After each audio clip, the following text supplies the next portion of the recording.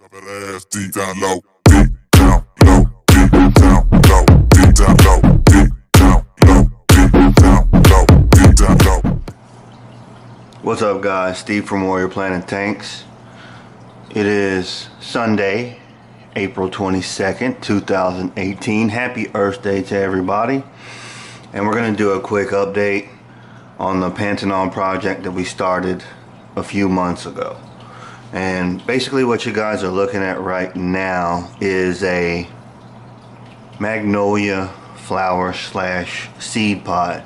Now I know that magnolia trees, well, at least to my knowledge, I don't know if they have any in the Pantanal, but there's some in this tank.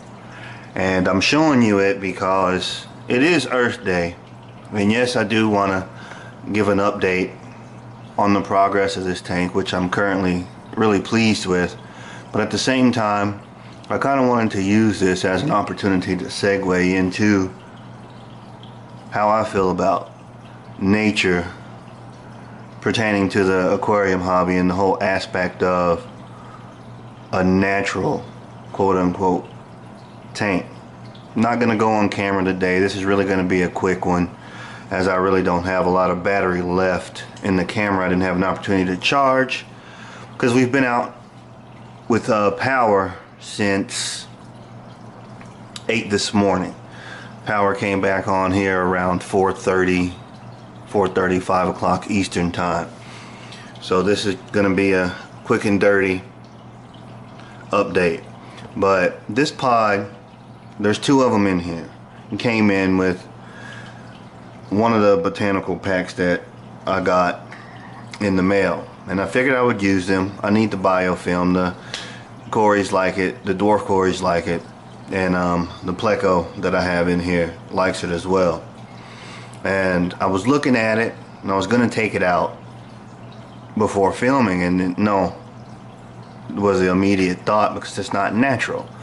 So this is a phenomenon that I figured I would share with you guys. Yes, this thing got boiled, but I've noticed that with a lot of these botanicals, even after you boil them and they become waterlogged, they go through a stage. So basically, gas is building up inside it due to the decomposition, which causes it to return to its buoyant state. And that's what we're looking at. Things perfect. It's loaded with biofilm. The fish love it. I actually watch the pleco chase it around the tank like a bouncy ball because he's grazing off of the biofilm that's on there.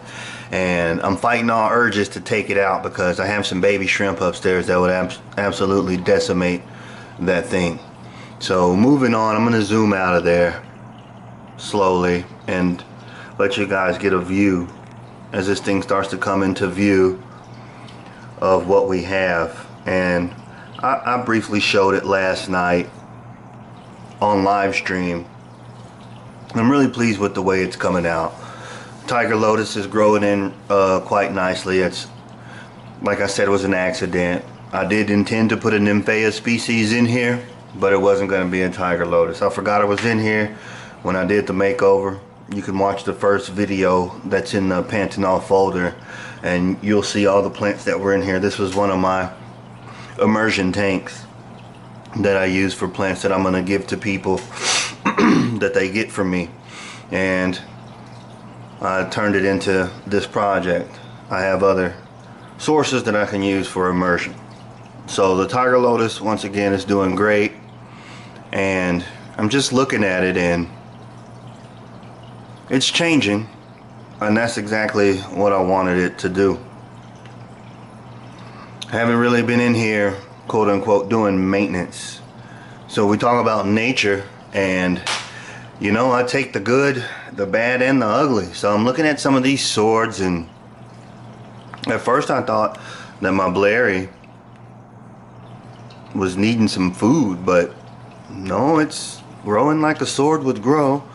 Nice and dark green in the center. The older leaves are doing what old leaves do. They're turning yellow and decaying away. So I'm thinking I'm not going to trim anything in this tank. I'm just going to let all the plants run through their natural course, in keeping with the word natural. And as I'm looking at it, my camera's showing me I only have a limited amount of time left here, but sufficient enough to finish this video.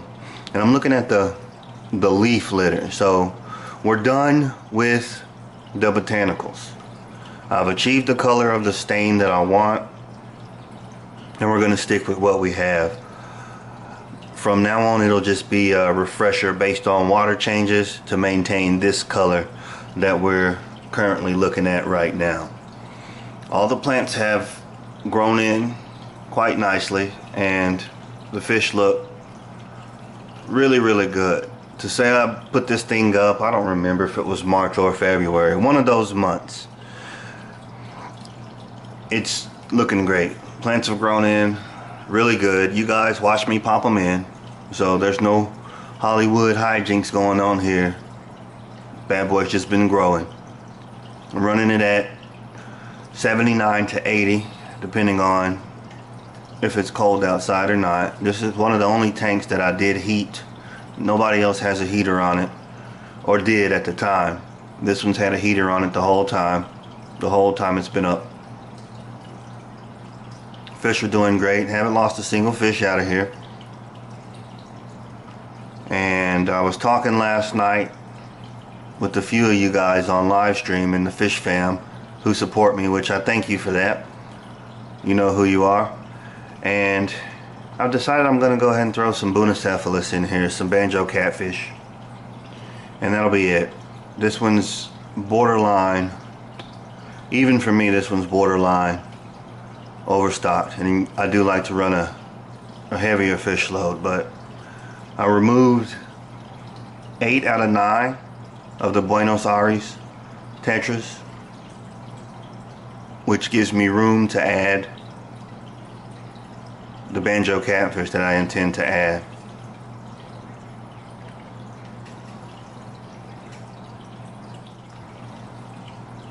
So we had a camera malfunction, and I'm freestyling it. So that's probably what the glitch is that you just saw in the editing. I was talking about the banjo cats. I'm not going to reshoot that footage. Hopefully it's saved. So those are going to go in here to replace the Buenos Aires tetras. And they're not actually replacing them. I'm just saying I made room by taking them out so I can hold a little more bio load, and then we're done. We're totally done. But this is my nice little slice of flooded forest floor, if you will, and it's turned out nice. I'm really looking forward to being able to share this project with you guys as it changes over time. And the only thing that I can consider, remotely consider changing at this time, is going to be this patch of cryptocorin lucens over here. And I'm thinking of going ahead and either letting it run its course or transplanting it to another tank.